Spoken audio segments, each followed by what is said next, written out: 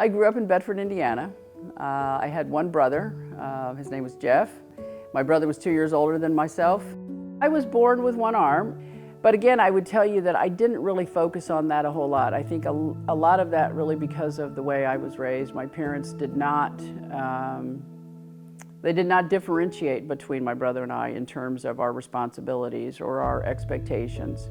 You know, I had the same amount of chores and the same requirements to get things done as he did. Right across the street from our house, there was a house with a very large tree. We climbed that tree at least once a day. I wore a artificial limb the whole time I was growing up, and it had a steel hook on the end of it, and I could climb that tree like no one's business. Both my parents worked. My dad worked for General Motors, the Central Foundry plant in Bedford. He was a tool and die maker. My mom worked for a doctor when we were young. My brother and I used to go to the office with her on the weekends. My mom was determined that my brother and I both were going to be doctors. My brother actually fulfilled that desire, and he became a dentist.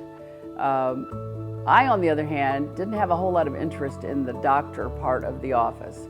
Our doctor had in his office an old-fashioned adding machine. I would sit for hours at his desk and punch in numbers. So I think that was actually probably the early days of me knowing that I wanted to be something like an accountant. We were both very anxious to learn, very anxious to go to school. School was a very important part of your life, and it should be. I went to school at IU. I didn't want to go too far from home, and so with Indiana University just up the road in Bloomington, perfect choice for me. When I graduated from college, I went to work for Arthur Andersen, a public accounting firm at that time, located in Indianapolis. One of the very first people I worked with at Andersen was Carl Chapman. Carl eventually became the CEO at Vectren. In the year 2000, Carl Chapman again reached out to me and asked if I would be interested in coming to Evansville as part of the formation of the Vectren Corporation at that time. So that's really my move to Evansville. I left home to go to college when I was 18, and I've been in Evansville for 21 years, so this is certainly home.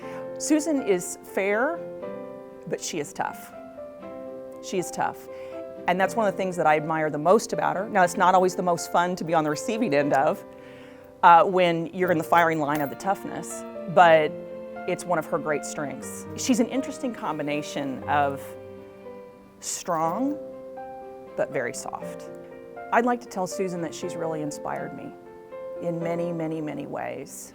She has elevated my game personally, professionally, intellectually, strategically.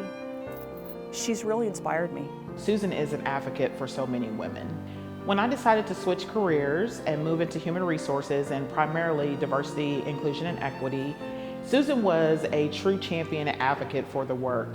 She's always there, no matter if it's personal or professional, but I've always admired how she has really been a support system for so many women, no matter what company, what industry they may be in. Most people don't realize that in addition to being a top flight negotiator, Susan collects teddy bears. And as far as I know, she has hundreds. Now, and not just any teddy bear, but she says the teddy bear has to have personality. In my book, anybody who likes teddy bears as much as Susan does is a teddy bear herself. I had a great career at Vectren. It was a wonderful company, wonderful people, many of whom are still here today, working with CenterPoint Energy, which is headquartered in Houston. And I was going to retire once we completed the transaction with CenterPoint. I got a phone call from someone in the industry at American Water. Many conversations later, I'm now the CFO at American Water, headquartered in Camden, New Jersey. I have been fortunate to be able to work from home while working full-time for American Water. I think maybe something that people would not necessarily know about me is my love of art collection. Because of the work that I do, and sometimes the stress that sort of goes with it, it's nice to come home and sort of be greeted by the art that's in my home. It makes me happy.